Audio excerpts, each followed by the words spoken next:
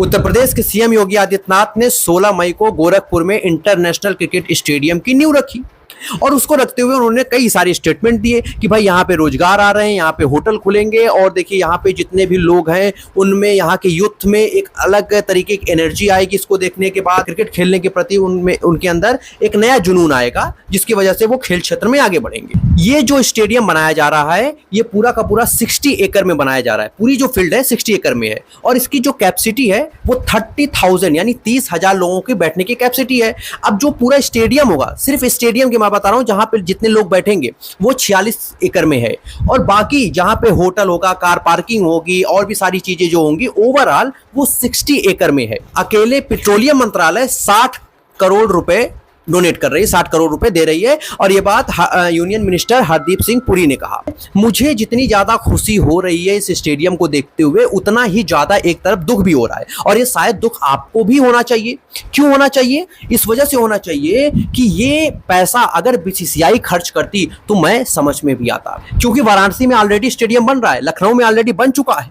देश भर में छोटे बड़े मिलाकर के 40 से ज्यादा स्टेडियम हो रहे हैं सिर्फ और सिर्फ क्रिकेट के। तो भैया एथलेटिक कहां पे जा रहा है, फुटबॉल कहां पे जा रहा है? मैं बस इतना पूछ रहा हूं।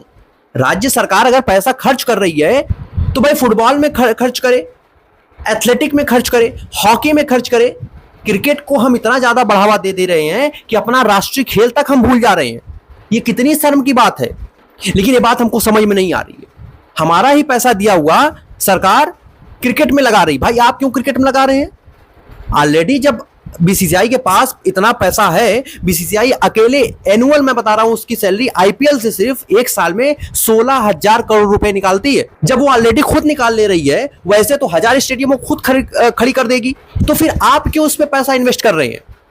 नियमता यह देखा जाए कि केंद्र सरकार फुटबॉल के लिए सिर्फ 3.2 करोड़ रुपए ही देती है, बाकी का पैसा राज्य सरकार को लगाना पड़ता है। तो भैया राज्य सरकार तो लगा किस पे रही है? क्रिकेट पे लगा रही है। क्यों भाई आप क्रिकेट पे लगा रहे हैं?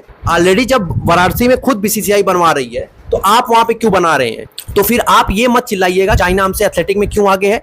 अगर चाइना डेवलप किया है तो ओवरऑल डेवलप किया है, एजुकेशन सेक्टर में भी डेवलप किया है, टेक्नोलॉजी में भी डेवलप किया है, वो मैन्युफैक्चरिंग में भी डेवलप किया है और साथ ही साथ वो खेल में भी डेवलप किया है।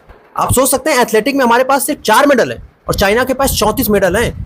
हम जमीन आसमान का अंतर है, हम उसके इर्द गिर्द भी नहीं है, क्योंकि रीजन भी यही है कि हमें एथलेटिक में जाना भी नहीं है। दुनिया की सबसे ज्यादा आबादी हमारे देश में है, लेकिन आबादी के नाम पे सिर्फ कूड़ा है। कहां हम जा रहे हैं? लेकिन इस पर मीडिया कभी सवाल उठाती है? कभी नहीं उठाएगी, क्योंकि चाटुकारिता तो ऑन टॉप पे है। इस पर बहुत खुश मत होइएगा कि वहां पे स्टेडियम बन गया, दुख जाहिर करिए